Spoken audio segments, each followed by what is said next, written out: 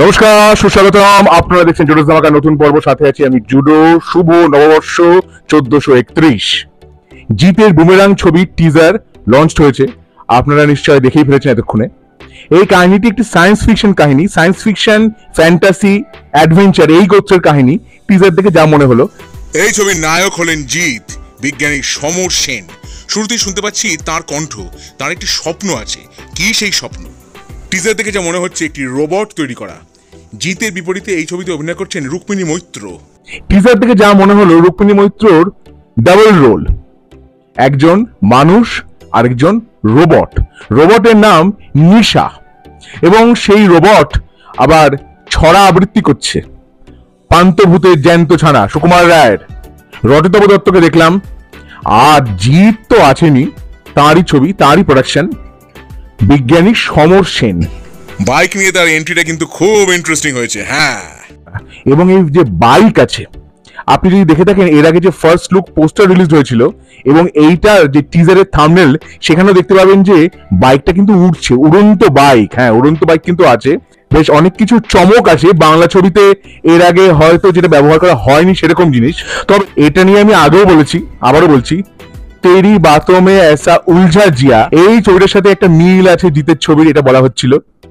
কিন্তু দুটো ছবি তো একসঙ্গেই তৈরি হয়েছে, আর ছবিটা না দেখে আমি কি করে বলবো যে মিল আছে? এই যে থিম, এই যে রোবট, অ্যান্ড্রয়েড মানে আমি মোবাইল অপারেটিং সিস্টেম বলছি না। অ্যান্ড্রয়েড, আধা মানুষ আধা রোবট। একে নিয়ে নানা রকম কমিক্স, সিনেমা, উপন্যাস, গল্প বহু লেখা হয়েছে সারা পৃথিবী জুড়ে। যেমন টিভিতে একটা টেলিভিশন সিরিজ হতো, খুব বিখ্যাত, আমাদের ভারতেও খুব বিখ্যাত ছিল, স্মল ওয়ান্ডার। তাছাড়া দক্ষিণ ভারতে হয়েছে রোবট, কমিক্স হয়েছে, গার্থের কমিক্সের কথা মনে পড়ছে আমার। এরকম অনেক উদাহরণ আছে। সেই জন্য তেরি বাতোं में ऐसा उलझा जिया এই ছবিটার সঙ্গে মিল আছে, এই কথাটা আমি বলতে পারছি না। আর ছবি না দেখে তো আমি কিছু বলতেই পারবো না। টিজার দেখে আমার যা মনে হয়েছে, টিজারটা বেশ এন্টারটেইনিংই মনে হয়েছে। একটা হাসির মশলা আছে এই টিজারে। সৌভিক কুন্ডু পরিচালক, সৌরভ দাস অভিনয় করছেন। সৌরভ দাস যতদূর মনে হচ্ছে যে জিতের বন্ধু কাম অ্যাসিস্ট্যান্টের ভূমিকা অভিনয় করছেন। এই ভূমিকা অভিনয় করার কথা ছিল সত্যম ভট্টাচার্য, কিন্তু সেই সময় শারীরিক কারণে তিনি এই অভিনয়টি করেননি।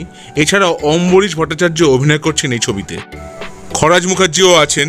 এবং এই যে রোবট, এই রোবট যখন, রোবটের তো প্রাণ হয় না, মানে বলতে পারেন যে রোবটের মধ্যে যখন যে তার চলমানতা, তার গতির জন্য যে পাওয়ারটা অন করা হলো, তখন যখন সে মুভমেন্ট করছে, সেগুলো বেশ মজার মুভমেন্ট আছে।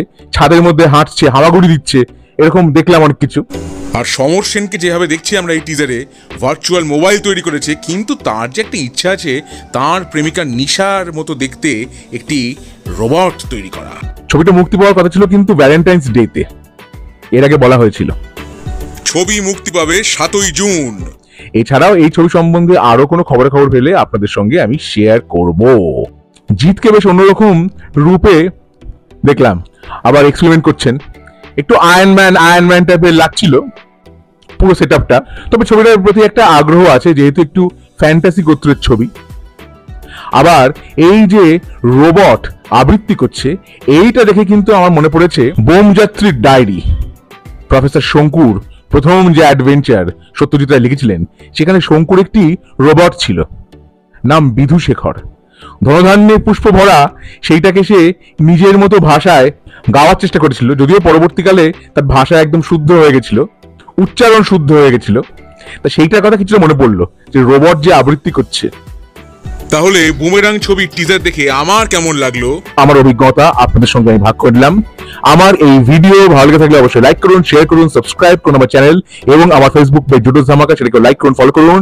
পরের পর্বে ফিরছি নতুন কোনো চমক নিয়ে, নতুন কোনো ধামাকা নিয়ে। হ্যাস্টা লা ভিস্টা জুডো ধামাকা।